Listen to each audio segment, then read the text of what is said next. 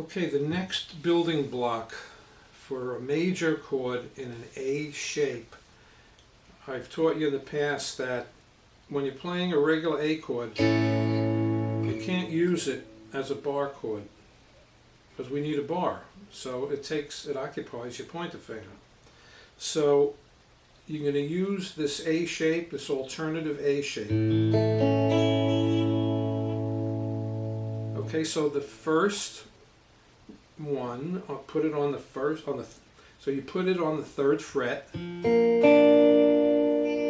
Now this gives us an A sharp or a B flat major triad. Okay, the first step in building the bar chord would be to add your pointer finger on the 1st fret of the high E string.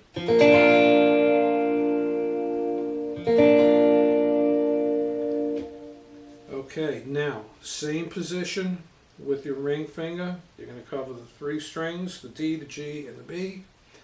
This time you're going to use your pointer finger as a finger to press down on a string rather than as a bar.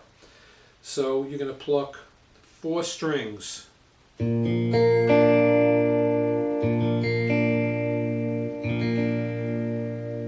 Okay, so that is a good bar chord right there, using the alternate A shape.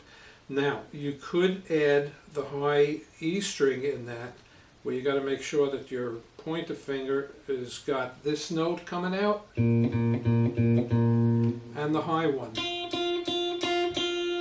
So you're going to pluck 5 strings and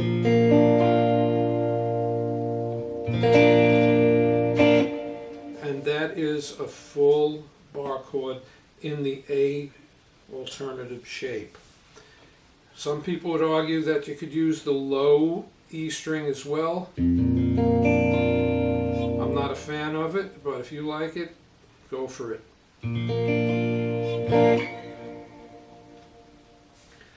Okay, I hope that helps you.